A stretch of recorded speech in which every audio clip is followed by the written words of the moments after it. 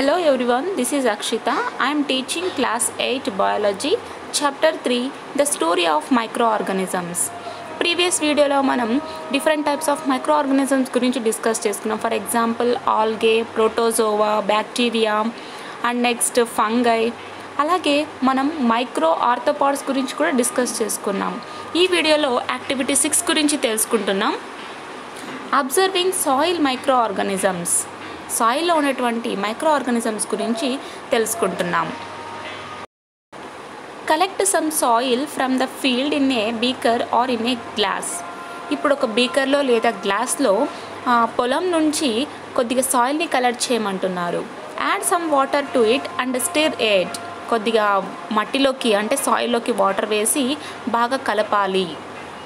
Wait for some time to allow the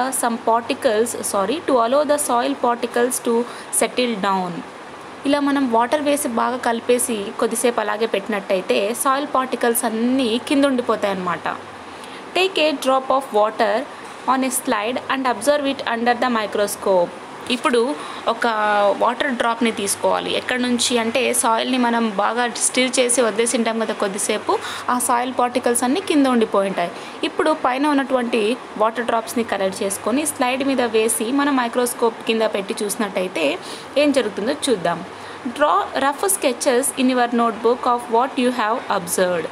ఇప్పుడు మీరు microscope ద్వారా చూసినటువంటి స్కెచెస్ని డ్రా చేయాలన్నమాట మన నోట్బుక్లో. Take the help of the figures given in the chapter for observation. ఈ చాప్టర్లో మనకు ముందుగానే different types of micro organisms యొక్క స్కెచెస్ని వాళ్ళు ఇచ్చేశారు. సో మనం డ్రా చేసినటువంటి స్కెచ్ని కంపేర్ చేసుకొని చూసుకోవాలి. From the above activities you would be able to understand how diversified are the microorganisms. So ఈ విధంగా మనం ప్రతి ఒక్క యాక్టివిటీ ద్వారా ఏం తెలుసుకుంటామంటే ఈ మైక్రో ఆర్గానిజమ్స్ ఎలా డైవర్సిటీగా అంటే ఎన్ని భాగాలుగా ఉన్నాయో తెలుసుకుంటున్నాం అన్నమాట. You can also appreciate the fact that this is another amazing world of living organisms. అలాగే మనం ఈ ప్రపంచాన్ని ఎంతో అప్రిషియేట్ చేయొచ్చు అనమాట. ఎందుకంటే ఈ ప్రపంచంలో అమేజింగ్ లివింగ్ ఆర్గానిజమ్స్ అనేవి ఉన్నాయి. ఇంక్లూడింగ్ హ్యూమన్ బీయింగ్సే కాకుండా there are so many types of organisms, even though microorganisms కూడా ఉన్నాయి. Let us try to find out where else we can find them. ఇంకా ఇవే కాకుండా అంటే ఇలాంటి చోటే కాకుండా ఇంకా ఎక్కడెక్కడ ఉంటాయో తెలుసుకుందామా ఈ మైక్రో ఆర్గానిజమ్స్ గురించి. Micro organisms are present everywhere around us. They are present in air, water and in the soil too.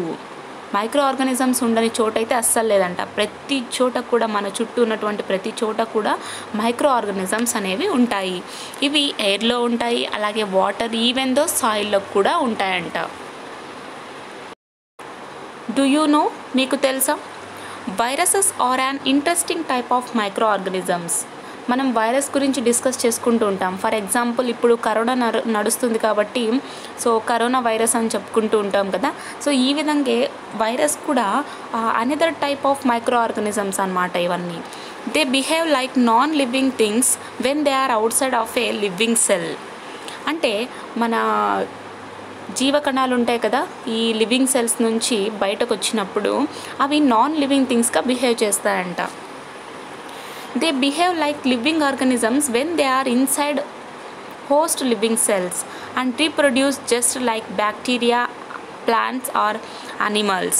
So ఎప్పుడైతే ఇవి జీవకణాల్లో ఉంటాయో, మన హోస్ట్ అంటే ఏంటి ఇక్కడ, వీటిని మనం రిసీవ్ చేసుకుంటున్నాం ఈ బ్యాక్టీరియా వైరస్ని, ఇటువంటి ఆర్గానిజమ్స్ని మనం రిసీవ్ చేసుకున్నప్పుడు ఇవి ఎలా బిహేవ్ చేస్తాయంటే లివింగ్ ఆర్గానిజమ్స్గా బిహేవ్ చేస్తాయి అన్నమాట.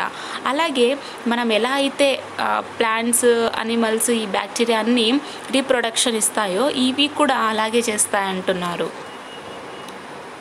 They given a figure HIV, electron microscopic view of some viruses. ఇక్కడ ఎలక్ట్రాన్ మైక్రోస్కోప్ని యూజ్ చేసి సమ్ వైరస్ని చూపిస్తున్నారు చూడండి. It's a HIV, human immuno deficiency virus.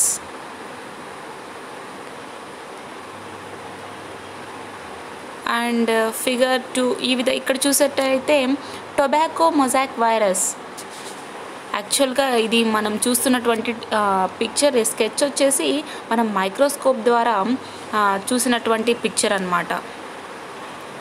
They can only be seen through very powerful electron microscope. Yes, ఈ వీటన్నిటిని మనం కేవలం powerful electron microscope ద్వారానే చూడగలం, నాకడైతే చూడలేమన్నమాట. Diseases like polio, swine flu, conjunctivitis, small pox, chicken pox and AIDS are caused by viruses. మనకు వచ్చేటువంటి చిన్నప్పుడు పోలియో చుక్కలు వేస్తుంటారు, ఎందుకంటే హ్యాండిక్యాప్గా అవ్వకూడదు అని చెప్పి. సో సర్టైన్ వేలో మన బోన్స్ అన్నీ పెరగాలని చెప్పి మనకు పోలియో అనేది వేపిస్తూ ఉంటారనమాట చిన్నప్పుడే. అంటే ఈ పోలియో కానీ, స్వైన్ ఫ్లూ, అలాగే కంజక్టివిటీస్ అంటే మన కంటికి వస్తూ ఉంటాయి కదా, ఏమంటారు పచ్చ కామర్లు ఇలాంటి విధంగా. అండ్ నెక్స్ట్ చికెన్ పాక్స్ అమ్మవారిని అని, ఇలా ఎయిడ్స్, ఇవన్నీ వైరస్ ద్వారా వస్తాయన్నమాట. They are also present inside the bodies of animals and plants. ఈ వైరసెస్ కేవలం హ్యూమన్ బాడీస్లోనే కాకుండా అనిమల్ బాడీస్లో కూడా ఉంటాయి, అండ్ ఈవెన్ దో ప్లాంట్ బాడీస్లో కూడా ఉంటాయంట. They can survive in all types of environments ranging from ice cold climate to hot springs, deserts to marshy lands. ఈ ఆర్గానిజమ్స్ కానీ, వైరసెస్ కానీ ప్రతి చోట కూడా ప్రతి ఒక్క ఎన్విరాన్మెంట్లో ఉంటాయంట. Whatever the climate maybe, ఏదైనా అవ్వచ్చు. కోల్డ్ రీజన్ నుంచి హాట్ ఉన్నప్పటికి కూడా ఉంటాయంట. అలాగే డెజర్ట్స్ నుంచి మ్యార్షీ ల్యాండ్స్ అంటే ఈ మ్యాంగ్రూవ్స్ ఏరియాస్, చాలా వెట్టి ల్యాండ్స్ ఉంటాయి కదా. సో ఇటువంటి సిచ్యువేషన్స్ అంటే ఇటువంటి ప్లేసెస్లో కూడా ఇవి సర్వైవ్ అవ్వగలవు అంటున్నారు. Some microorganisms grow on other organisms as parasites and some may exist independently. కొన్ని మైక్రో ఆర్గానిజమ్స్ వచ్చేసి వేరే ఆర్గానిజమ్స్ మీద గ్రో అవుతాయి అన్నమాట. ఎగ్జాంపుల్ మనం పారాసైట్స్ గురించి చెప్పుకోవచ్చు. సో ఈ విధంగా ఈ కొన్ని మైక్రో ఆర్గానిజమ్స్ కూడా అదర్ ఆర్గానిజమ్స్ మీద గ్రో అవుతూ ఉంటాయి. కొన్ని వచ్చేసి ఇండిపెండెంట్గా కూడా గ్రో అవుతూ ఉంటాయి అన్నమాట. ఈ విధంగా మైక్రో ఆర్గానిజమ్స్ అనేవి ఎక్స్టెండ్ అయినాయి. Diseases like typhoid, tuberculosis and septicemia, blood poisoning are caused by bacteria. మనకు చాలా రకాలటువంటి డిసీజెస్ వస్తూ ఉంటాయి. ఫర్ ఎగ్జాంపుల్ టైఫాయిడ్ కావచ్చు, TB and next blood poisoning, ఇవన్నీ మనకు బ్యాక్టీరియా ద్వారా వస్తాయన్నమాట. ఈ బ్యాక్టీరియా ద్వారా ఎలా వస్తాయంటే, ఈ బ్యాక్టీరియా అనేది మనం తీసుకున్నటువంటి ఫుడ్ మీద ఉండొచ్చు. సో అటువంటి ఫుడ్ని మనం ఇంటేక్ చేసినప్పుడు మన బాడీలో పొల్యూట్ అయిపోతుంది. ఈ బ్యాక్టీరియా అనేది ఈ బ్యాక్టీరియా యొక్క ప్రొడక్టివిటీ ఎక్కువ అవడం వల్ల మనకు డిసీజెస్ వచ్చే ఛాన్సెస్ ఉన్నాయన్నమాట. Some of the skin diseases are caused by fungi while others by micro arthropods and bacteria. కొన్ని మనకు స్కిన్ డిసీజెస్ వస్తూ ఉంటాయి, ఇవన్నీ ఫంగై ద్వారా ఫామ్ అవుతాయి అన్నమాట. ఇంకా కొన్ని వచ్చేసి మైక్రో ఆర్థోపాడ్స్ గురించి చెప్పుకున్నాం కదా మనం. సో వాటి ద్వారా కూడా మనకు ప్రాబ్లమ్స్ వస్తాయి, అలాగే బ్యాక్టీరియా ద్వారా కూడా వస్తాయి.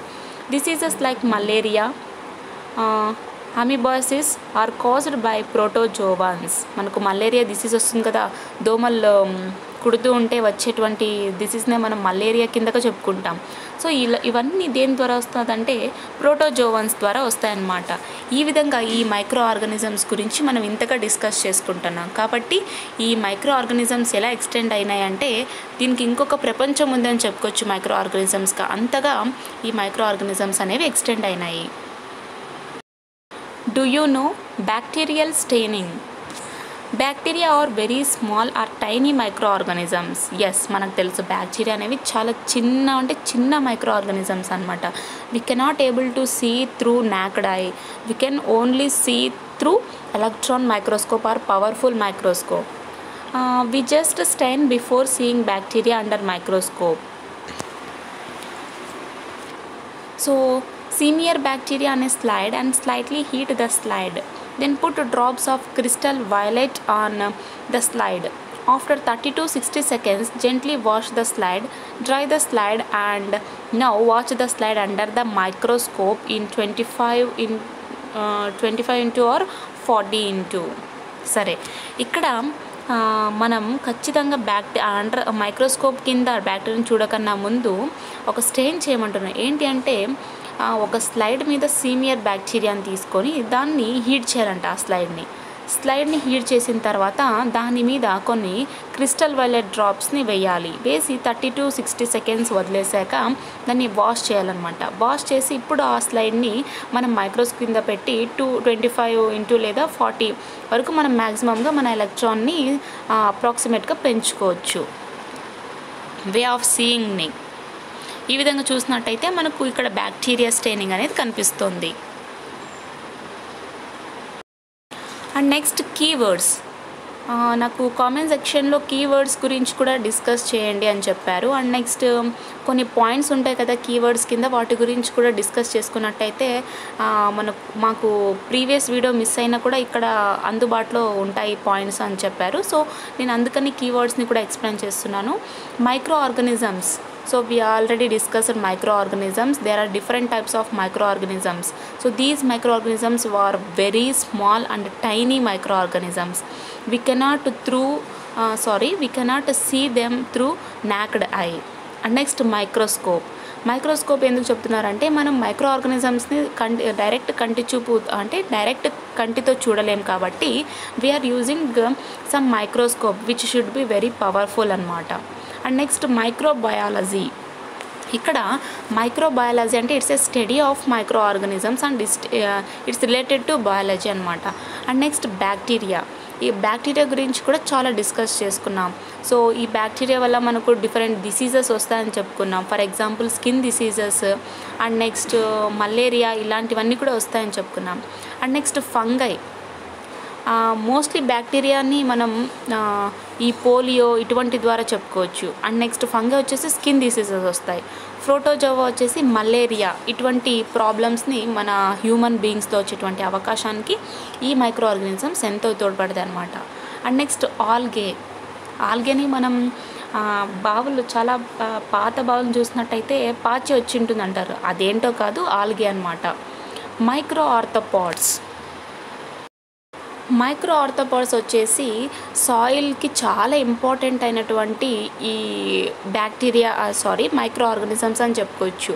అలాగే ఇవి మనకు స్కాబీస్ రావడానికి కూడా త్రూ స్కాబీస్ మైట్స్ ద్వారా మనకు ఈ మైక్రో ఆర్థోపాడ్స్ నుంచి స్కాబీస్ వచ్చే అవకాశం ఉంది. కానీ ఇది సాయిల్కి ఎంతో ఇంపార్టెంట్ ఈ మైక్రో ఆర్థోపాడ్స్, ఎందుకంటే ఇది సాయిల్ యొక్క ఫెర్టిలిటీని పెంచుతుందన్నమాట.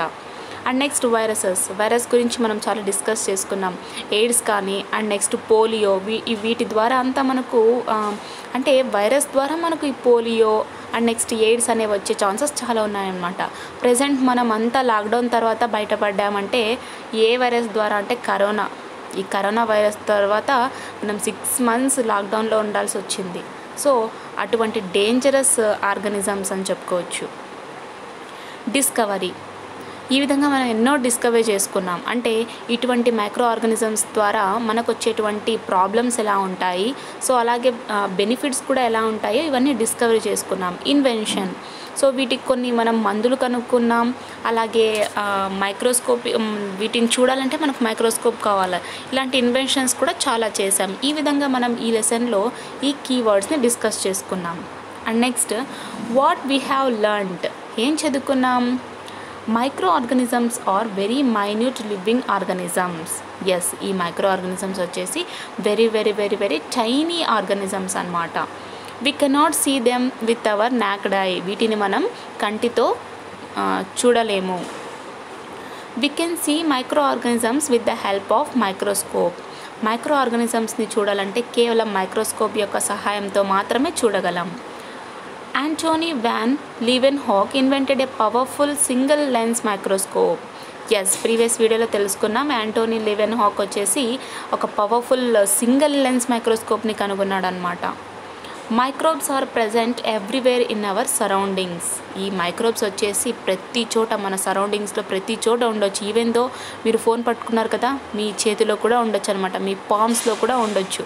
ఈ విధంగా మైక్రోబ్స్ అనేవి ప్రతి చోట ఉంటాయి.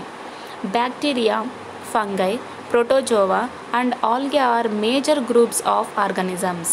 ఇక్కడ గ్రూప్ ఆఫ్ ఆర్గానిజమ్స్లో మేజర్ ఏంటి అంటే bacteria, fungi, protozoa and algae అనమాట.